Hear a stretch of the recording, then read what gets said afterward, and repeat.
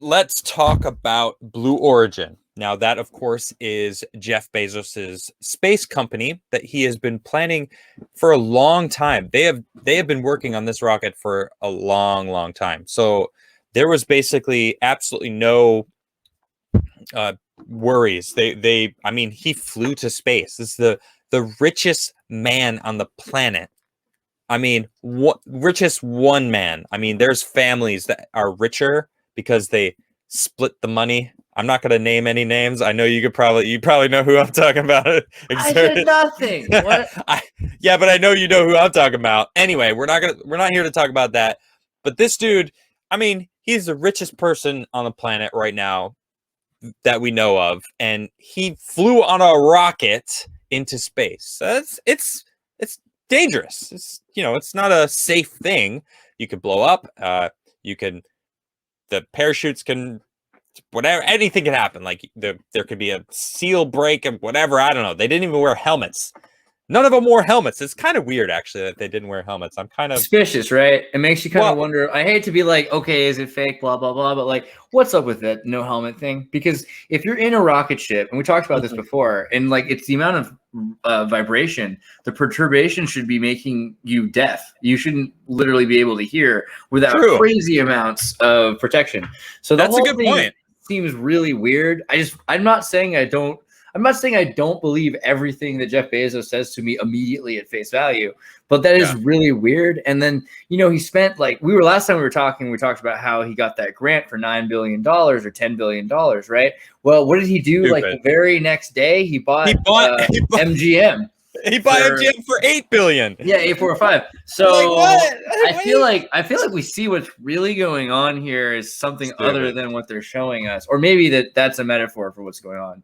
Yeah. Well, it's interesting too because when they got into space, when they actually got to space, they unlatched their stuff and floated around for a couple minutes without helmets on, and then had to restrap themselves in for re-entry. So it's like, isn't that dangerous? Don't you think? I mean, they could have. Well, it was an 82-year-old woman. Granted, she was absolutely the most experienced of them all. Probably could outperform any of them on flying anything, because this woman has. Well, hold on, I gotta get the statistic right because she is fantastic. Like 19,000 hours. Hold on, 19,600 flying hours. 19,600 flying hours. What is it that by the way? But what are they doing? So Wally's up there in the same they have those planes that fly high enough and then they free fall so that you feel like you're in space. That thing. I feel those don't. That's not really going into space. So you're telling me that they went into the Van Allen belt, very low frequency radiation belt, without helmets, with an old lady. I mean, it seems like if they really did what they're saying, that's horrible. It sounds like they're the worst possible people because they're torturing people. Well, that's to say that the capsule wasn't, had natural defenses against radiation. Natural defense? I mean, what are we talking about here? We're talking about nuclear. Natural, just some sort of defense. I mean, the people that live in the space station, they are at danger of having radiation, aren't they? Tell me about it. Yeah, so the twin astronaut and his brother have very different DNA now because they have mutated in different ways in space. Interesting. They've done sequencing. It makes me kind of wonder. Where do you find that information? Where do you find that? Because I saw the documentary on that, and that's really interesting. I want to know more about that.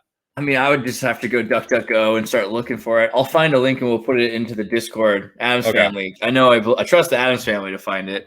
True that. Gotta love the Adams Family. But also, with that area of space, you have so many nuclear tests that have happened, and the radiation doesn't just disappear all the time. A lot of it, because of radio, is being bounced up into the zone above the ELF called the VLF, very low frequency band. And so this is like a band around the Van Allen belt that just has not just high radiation from microwaves, but also that's bouncing up nuclear radiation. So we're going through a band that's a man-made nuclear radiation belt in the last 100 years. I mean, space travel is more dangerous today than it was when we first started because of all the mistakes we've made. So Interesting. it makes me wonder a bit about Blue Origin's whole narrative. Well, I mean, they went out. Jeff Bezos and Blue Origin's first passengers revel in their launch to space. This is from space.com. Here's them all before they take off. This Wally is the looks youngest awesome. man. With his hat here or Oh what? no, not Jeff. Wally. I'm saying the lady. The Oh little yeah, lady. look at her smile. Wally Funk, dude. She's so cool. She's got the best smile ever. Look at this. She just seems like down to party. I want to hang out with Wally Hold Funk. on. Where is her site? Here we go. This is her website. Welcome to Wally Funk's online world. Look the smile. This woman is amazing. Is and that her some secret attitude hand symbolism or what's she doing there? Maybe she's flying dual flying hands. I dig it. She's trying to dress like that pilot. Maybe. I mean, she is a pilot. This woman is probably the most decorated pilot in America. I mean, one of. Anyway, let's. This is just a little breakdown about them talking about what they went through. Because of onboard microphones and the new Shepard capsule, we got a taste of the crew's experience before they even got home from their flight, which lasted a little over 10 minutes. With bits of audio while bits of audio were audible once they reached space, the flight traveled above the Kármán line. You know, they had to say that. It traveled above the Kármán line. See, Richard Branson's company, Virgin Galactic, went to the Kármán line and just over and then back down. So they went above the Kármán line. They wanted to make sure. Because hold on, where is this tweet? Here it is. Look, the capsule just reached the apogee. Our crew is now experiencing life-changing views of Earth from above the Kármán line. And I just tweeted, I was like, Bezos really wants Richard Branson to know he flew higher than him. Because they got this like crazy back and forth going on. You know that they're fighting it. Dude, insecurity is power the human race to achieve. True that. Let's see here. As the new astronauts floated without gravity, a male voice asked, "Is it everything you thought it would be?" As Funk exclaimed, "Fantastic!" And the crew looked out the window. Here she is. Chatting about the different experiences. After landing back on Earth, however, the crew had many more thoughts to share and didn't necessarily need many words to do so. Jeff Bezos started his remarks by thanking the Blue Origin team, the town of Van Horn, where the company's built its West Texas launch site, and both the workers and supporters of his company, Amazon. In fact, he straight up said, "Thanks for all the consumers from Amazon. You pay for this." He said that. It's like, oh, a lot of people were like, "That's it. I'm not supporting Amazon anymore." But he's out. He's out. Yes, you are. But he's out of Amazon. So what's even matter? Right? He's stepping down as the CEO. Yeah. So now he's got all the money from it regardless. Dude, he's still got his shares. Yeah, but it's better. So because his divorce, because you couldn't break your shares, but because of a divorce, he had to break his shares. So now he's got. Well, I feel like it's like real horrible crying all the way to the bank. You know what I mean? Like he had to break his shares. Yeah. Now he's got all this by the government. Yeah. Now he's got all this money, not just shares. His money. He had money he had to get out of breaking down the shares. So he's in a whole different position than he was when he was forced to care about a service economy future that the Bilderberg Group wanted him to install with Amazon. Now he wants to do the next thing, All right. So it goes, this article is a bunch of quotes from Bezos, but as Mark Robershaw would say, F Bezos. That's a free one, Robershaw. That's for you. Anyway, I want to talk about Wally Funk. This woman is amazing and she deserves the spotlight, because she has been through so much, and there's an incredible, this is an expose or an essay, whatever. It's on Wally Funk. She's defying gravity and 60 years of exclusion from space. It's true. She was excluded from space. When I read this, I was like, man, they totally screwed her. And so many times. She comes from like Roswell, right? Isn't she like from Roswell? Oh, I'm not sure. I'm not sure exactly where she's from. She's from Taos. She's from Taos, New Mexico. I looked it up just from Taos, New Mexico. Okay. Yeah. So basically, is that close? I mean, it's in New Mexico, right? Area 51. Close. Yeah, it's pretty close. All right. So Miss Funk is one of the few people who has directly participated in both eras of human spaceflight so far.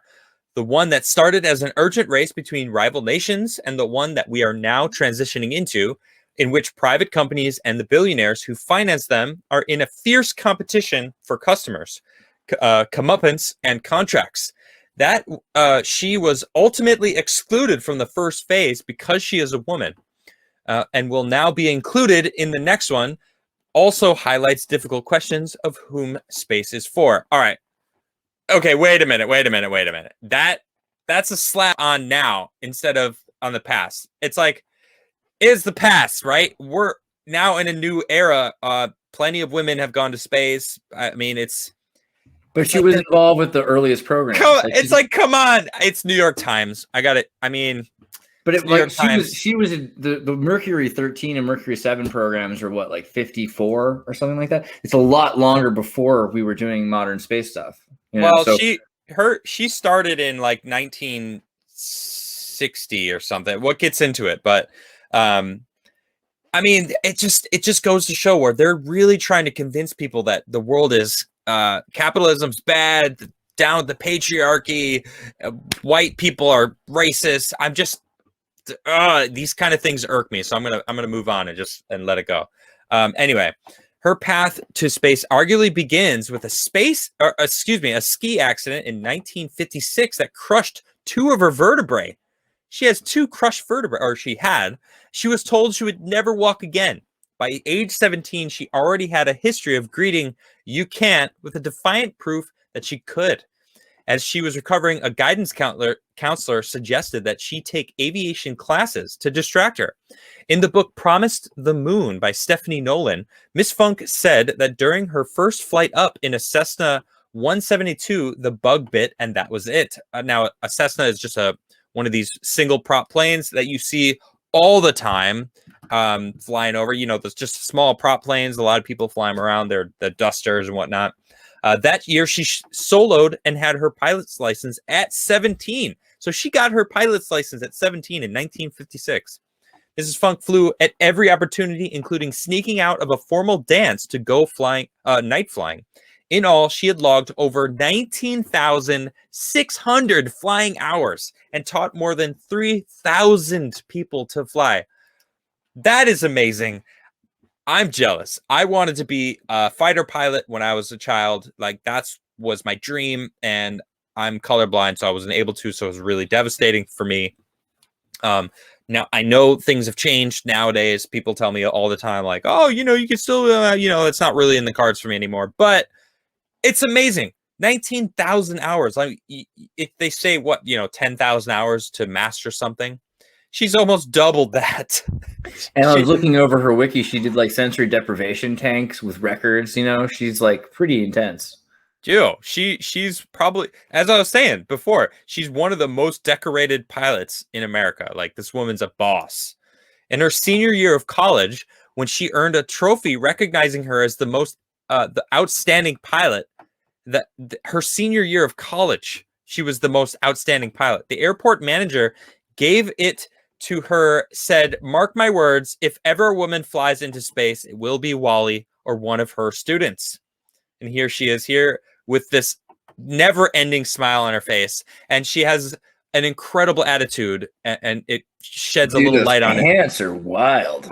You would rock those pants, dude. I totally see you rocking those pants. Pretty exciting. When she was 21, it looked like it might happen. She saw an article in Life magazine with a photo of a woman floating in an isolation tank under the headline, "Damp Prelude to Space." And she immediately sent letters off to this woman, the doctors in the article, and the hospital that had run the test. "I am most interested in these tests to become an astronaut. This has been ever since I learned to fly," she wrote in a letter to Dr. William Lovelace. In 1961, 3 years before Jeff Bezos was born, Ms. Funk and 12 other women went through testing as part of the Women in Space program. The test had been designed by Dr. Lovelace for the Mercury astronauts. He wanted to put women through the same test to see if they would be good candidates for space. They weren't taking anyone under 24, but they took Miss Funk. The range of tests include having ice water pumped into their ears to induce vertigo and being placed inside a sensory deprivation tank. Miss Funk was in the tank for over 10 hours when the researchers finally brought her out because they wanted to go home. She had fallen asleep. She was like, I can handle this. Woman's a boss. Across the board, the women who passed that initial round of testing did as well or better than their male counterparts. And of that group, Miss Funk excelled. All these women were pilots who had logged hundreds or thousands of flight hours, in some cases more than the men who were selected for the astronaut program. None of these women have gone into space. The U.S. government shut down the Women in Space program just as the Cold War race was heating up. While Valentina Tereshkova went to space for the Soviet Union in 1963, NASA would not fly an American woman to orbit until 1983. When you hear about these women today, they are often called the Mercury 13, but they called themselves the Flats, First Lady Astronaut Trainees. The story of the Flats wasn't widely known until fairly recently, but among women and non-binary people working in the... Wait, really? I'm sorry, I was just caught off guard by them throwing that in there. Really? All right. That's so funny that she opened the door for non-binary people. I didn't see. Yeah, there it is. Working in the study of space, the account of Miss Funk and her cohort struggling to become astronauts and being blocked because of their gender has resonated. Well, non-binary, don't they not have gender? So why would that make any sense for them to feel included in that? Because they're not white males, bro. Oh, okay, there it is. All right. Some of these women see Miss Funk as a personal hero who broke down gender barriers, and they hope she will again become an example to women and girls. I hope so, because she really has an amazing attitude on what happens. Seeing her, there's a couple people quoting whatever. Miss Funk said that when she learned that the program was canceled, she wasn't discouraged. I was young and I was happy. I just believed it would come, she said. If not today, then in a couple of months. She applied to NASA twice in 1962 for the Gemini missions and again in 1966.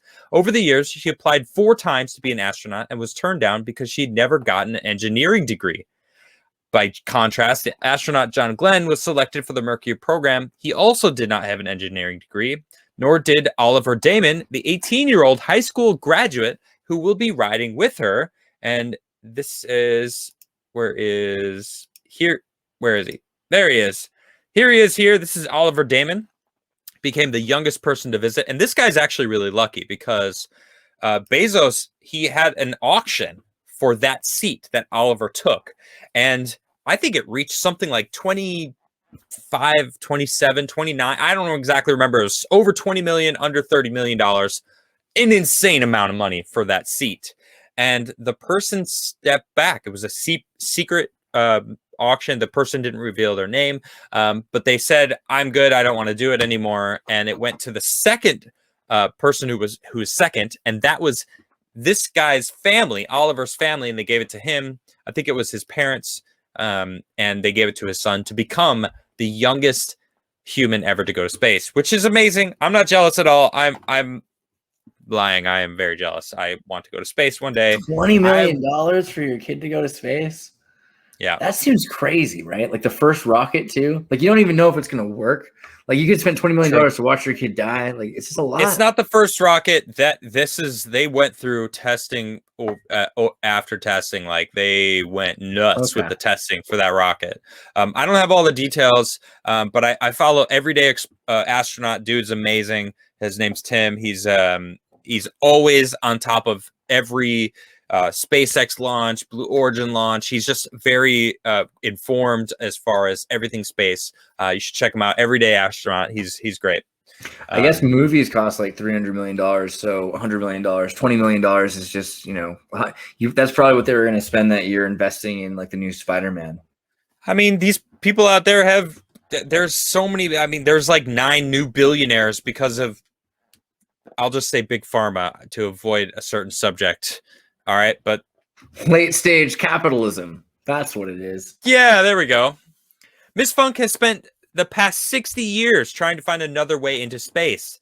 I was brought up that when things don't work out, you go to your alternative. Dude, this woman is so awesome. I just love her attitude and her smile. And she got to go to space. So happy for her. She purchased the ticket on the Virgin Galactic in 2010 for $200,000, hoping it would finally get her into space. But they actually they ended that program because of a crash in 2015. I think they actually started up again. I'm not sure, but they basically canceled that specific program, so she wasn't able to go with them. But she finally made it out there, and I'm just so happy for her. And here is the spacecraft that they flew in. Now, in comparison, this is the SpaceX. This is not the Dragon capsule. This just looks like one of their storage capsules where they bring up stuff for the International Space Station. But you can see the size compared to the Blue Origin. Tiny PP energy. Do you like that? I love that. The reason why is because the whole space race between here we got Virgin Galactic, which is Branson. These are all the three top billionaires basically competing to get into space. We got Jeff Bezos' Blue Origin, and then of course SpaceX with the Dragon capsule with his Elon Musk. And I just thought that was kind of funny that this is from Everyday Astronaut. Also, he had some great graphs to show just the size, and it just made me think. I mean, it's rather phallic. I mean, if it's uncomfortable, like who thinks that's going to bring a girl to the moon? If it's uncomfortable to rub it underneath your nose, I think Dr. Who said. Yeah. It's funny. So anyway, Wally, a message to you. I'm grateful that you finally got to go to space. You deserve it. I feel like we've reached a new time in life where it's a brutal women. segue. I mean, what women are getting their. I see what you're saying. I didn't mean it. Look, we got to talk about Bezos. Yeah, sure, Bezos made it happen for her, and it's like, I gotta say, this is actually something pretty Credit cool where that credit's due. Yeah. Bezos brought her into space. All right, we got to give him credit. Robert Shaw, you agree with me? Come on. You got to admit it. Bezos did it something good. I just want to make a TV show about it now. I think Golden Girl astronaut movie would be like cute. You know what I mean? They're finally letting me go to space, Mom. Yeah. Like it'd be like so fun. Like, dude, she's so energetic. Just like when she was talking about the experience after the fact, she just got such a good demeanor, and you could tell that she really truly believed she was going to make it to space, and she did. And I'm just really happy for you, Wally. Congratulations. And also Oliver, I mean, congratulations, man. You got to go to space, and you are now the youngest human being to ever go to space. That's really cool. And for those who don't know, it was Jeff Bezos and his brother Mark were the other two passengers. It was 4 passengers total. And there was no pilot. It was fully autonomous. The thing went up on its own and landed on its own. It's pretty cool.